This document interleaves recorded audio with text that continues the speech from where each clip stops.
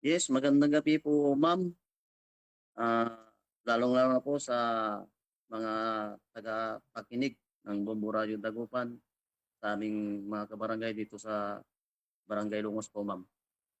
Okey po. Ayun, siguro sir, okey lang po ba, Kap, medyo atras po kayo konti ano, para mas makita po kayo, sir? Opo, ma'am. Ayan, adjust niyo lang po ng konti pa Okey 'no, na, Kap. ma'am. Ayun po. So, eto po, unang-una, Kap, ano, diyan po sa inyo sa Barangay Longos, kamusta yung mga naging paghahanda po ng, inyo pong, Barangay Council? Of course ano, dito po sa nararanasan natin sa ngayon na epekto po ng mga pag-ulan at ito rin po yung bagyong Krising po, Kap. Ma'am, ang Lungos Barangay Council po sa pamumuno po ng inyong lingkod, ma'am, ay handang-handa po sa itong magiging epekto kung may epekto man itong bagyong Krising. Na sana po hindi na po makapikto dito sa ating bayan.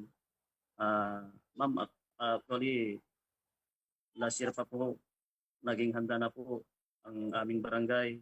Tulad po ng doon sa project namin na steel gate po, na hiningi po natin yung project yun para po sa isang tasbisin po, lalo na dito sa may sitio Sampot, na if possible na tumas po yung tubig, na meron pong gate na naka-ready po para yun ay isarado po natin para hindi po makapikto dito sa isang sitio po, ma'am. Okey po. Bale ilan po, lahat may mga pinakapangunahin ba kayo, Kap, na tinututukan pong, parte ng inyong barangay na eto kapag maulan usual po na or kadalasan pong nababaha, Kap? Yes, ma'am. Unang parte po doon sa sitio Kasintak. Mm. Ah, yung sitio Kasintak po, ma'am, dalawang parte po yun. Yung isa doon sa may tabi ng river po yun, yung tinatawag na riverside. Ah, na simento na po yun. Nakapatas na po yung kalsada doon. At yung isa doon sa may sitio na mababa, pinakamababa. Ongoing po yung road rehabilitation po yun, ma'am. Ah, Ginagawa na rin po at saka pinapataas. Pero palagay ko kung tumaas man yung tubig, kung abutin man yung high level ng magiging epekto ng tubig, ay maabot pa rin. Pero laking pasasalamat na din natin na lalong-lalo na kay dating Mayor Kevin, dahil yung pundo na yun galing sa national at ipinagkaloob po sa dito sa may sitio Kasintak, na yun din yung pinakiusap natin sa kanila na bigyan pansin po yung lugar na yun dahil Mm. unang nanakapiktuhan po sila sa pagbaha po, ma'am. Okey po. Pero yung, kalsadang yun po yung binabanggit po ninyo, Kap, ay nadadaanan naman po ito sa ngayon po at hindi, ito po passable pa rin po? Yes, ma'am, possible naman po. Mm. Wala pa naman masyadong ulan, pero sa ngayon, possible. Saka yung dati doon, ma'am, yung ah, sitio Tibron, dakop na rin po yung bangko, ma'am.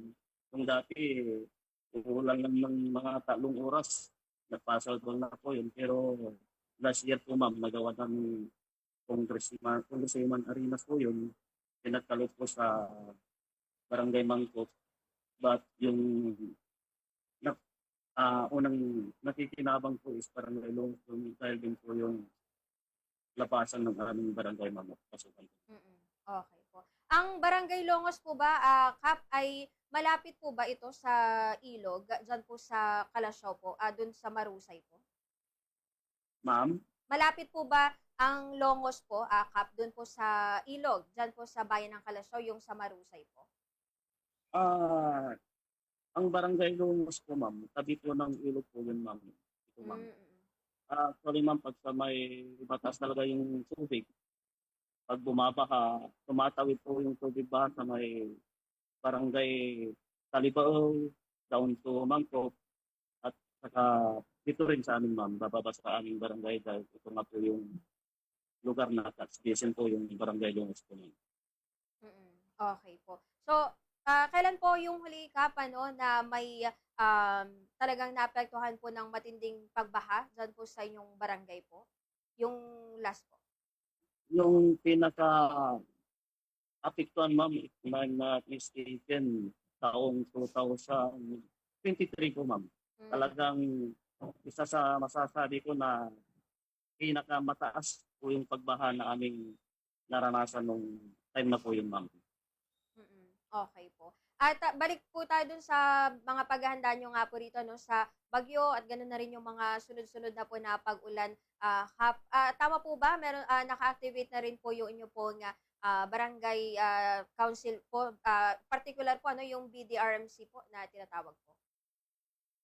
Oh, ma'am, yung BDRRMC, ma'am, natanda po tayo. Nandyan po yung mga equipment na ating magagamit. May mga medical supplies. At saka mayroon din pong mga evacuation areas po natin kung sakali man na makaranas tayo ng pagbaha, ma'am. Okay po. Pero sa ngayon sir, negative pa naman po na wala pong mga um, lugar po sa inyong barangay po, especially dun sa mga sitio na eto medyo baka nag-aalanganin pong bahain po ka. Sa ngayon, ma'am, wala pa naman tayong nararanasang tubig dito sa mga mabababang lugar. Pero as of today, ma'am, ah minomonitor na po natin yan. May mga kanya-kanyang task natin sa mga district kagawads po, Mm. especially sa mga low-lying areas po, ma'am. Okay po. Ano din po kap yung mga advice or abiso sa inyo naman ano ng Municipal Disaster Risk Reduction po or MDRMO po ng Kalasyaw po na nakakasako po sa inyo kap. Ma'am, ang advice po nila sa amin is i-monitor lang yung mga mabababang lugar kung sakali man na may mga insidente na pagtaas ng tubig, ihanda naman po ang opisina ng MDRRMO para sila ay tumulong sa pag-evacuate sa mga makakaranas ng pagbaha po sa Mm. ating lugar po, ma'am. Okay. Saan po yung ano kap parang pinakamalapit po sa inyo diyan po na evacuation center po? Ma'am, ang evacuation center po namin, nandyan po yung school building po natin, saka yung sa barangay hall po natin, dahil yung barangay hall po natin, may second floor po yun at may kaluwagan yung second floor po. Kaya wala pong problema kung sakali man na mangailangan ng evacuation areas po ang ating mga sa barangay po, ma'am. Okay po. So, bale sa ngayon po kap kasi meron pong tayong tinututukang bagyo ay nangangahulugan din po ba na 24/7 po yung pagbabantay nung inyo pong BDRMC at gano'n na rin po ano, yung mismong barangay council po ninyo, consisting po yung mga kagawad at gano'n na rin po yung mga tanod po ninyo. Yes, ma'am. Updated naman tayo sa mga balita, ma'am. Nakikinig po Mm. tayo from time to time. Inaalam po natin yung update po kung ano yung magiging lagay ng panahon po, ma'am. Mm. Okay po. So, siguro po, Kap, panghuli na lang po, ano, baka meron po kayong mga kasalukuyan din na mga abiso sa mga residente po sa inyong nasasakupan or may mga nais ba kayong bigay po ano na mga ongoing po na mga projects po ninyo sa inyong barangay Kap? Ah, yung ongoing projects po namin tulad po mula kahapon hanggang ngayon, yung educational assistance po Mm. ng ating mga kabarangay na kabataan na nag-aaral na sa kolehiyo. Tayo po'y tumutulong dahil sa programa po ng ating butihing board member, this board member President Tanilla po. Tayo po'y lumalapit po sa kanilang opisina na lahat po ng mag-aaral dito sa aming barangay ay open naman yung opisina nila para sa aming mga mag-aaral po. Saka po, siyempre po, ma'am, ang tinututukan mo lagi namin dito, ma'am, yung health po ng aming mga kabarangay. Ah, Weekly po yun from Tuesday and Thursday. Mayroon pong mga nurses na naka-duty po sa aming barangay para tutukan yung kalusugan lalong ng mga sa nagpapa-check up, ikabuntis, mga bata. mayroon po tayong mga gamot and vitamins po para sa kanila, para sa kanilang magandang kalusugan po, ma'am.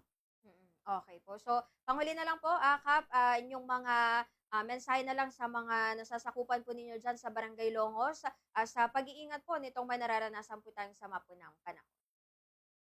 Sa aking mga minamahal na kabarangay, ah, mag-iingat po tayo sa panahong ito na may bagyo pong parating, na sana ay manalangin tayo na hindi po makapaminsala sa ating lugar o sa ating bayan po. Kaya mag-ingat lagi. Sabi nga, safety first. Unahin natin yung kaligtasan natin, mga minamahal kong kabarangay. Okay po. Ayun po, maraming salamat po sa oras po ninyo, Kap, Joseph, ano, sa pagbibigay po ng mga updates sa inyong barangay at sana po from time to time ano, ay makakamusta rin po ulit kami sa inyo pong barangay po, Kap. Yes, ma'am. Maraming maraming salamat din po, ma'am. Isang karangalan na ma-interview po ng Bumbo Radio Dagupan, ma'am. Mabuhay po kayo ang Bumbo Radio Dagupan, ma'am. Okay.